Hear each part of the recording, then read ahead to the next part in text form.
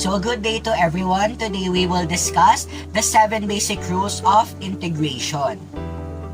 So for our example problem, we have the integral of 3 plus 7x raised to 5 minus e raised to x plus 20 plus 5e raised to negative 3x minus 1 over 4x plus 57 raised to x dx. So our example problem is a bit lengthy, but don't you worry, we will solve this one by one. So for our first term, we only have a constant. Wala po tayong variable, wala po tayong exponent. We only have 3. So according to the constant rule, we will just add x to the constant. So magiging kx na siya. So hindi muna natin i-add yung plus c since we need to solve first all of the terms. So again, according to the constant rule, we will just add x to the constant, which is equal to 3x.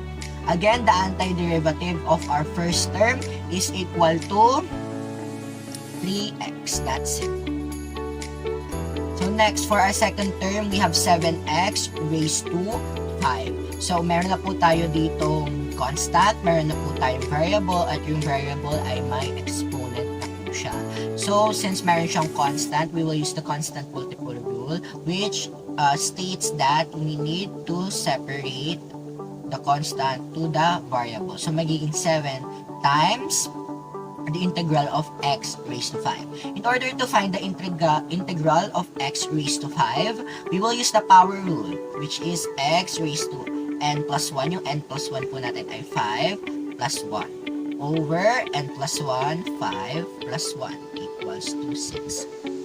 Put this in the numerator, and then you have the antiderivative of our second term, which is equal to 7x raised to 6 over 6.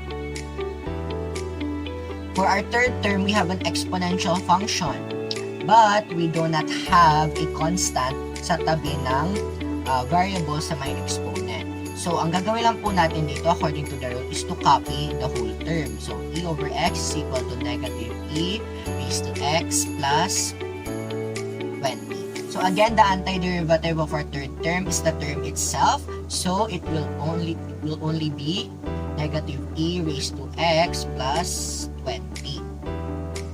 Just the same. So next, for our fourth term, ayun, meron na po tayong constant sa tabi ng variable ng exponent. So we will follow this rule, 1 over k e raised to k x.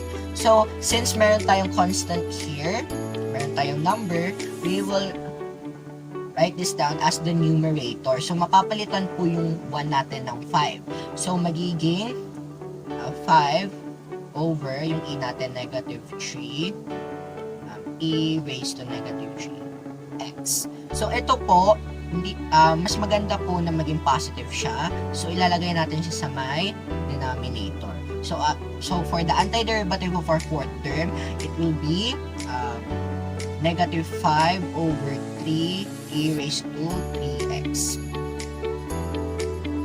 For our fifth term, we have a reciprocal function.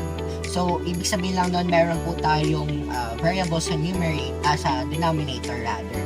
So, ang solution para dito ay ln absolute value of x. Since meron tayong constant here, which is negative 1/4, lalagay lang natin siya sa harap. So, negative 1 over 4, ln absolute value of x. So, the antiderivative of our fifth term is equal to negative 1 over 4, ln absolute value of x.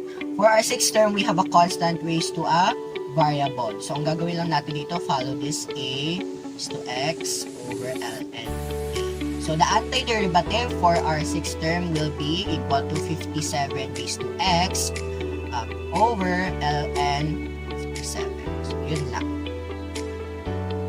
Now, for our example problem, this is our final answer pag pinag-combine na natin.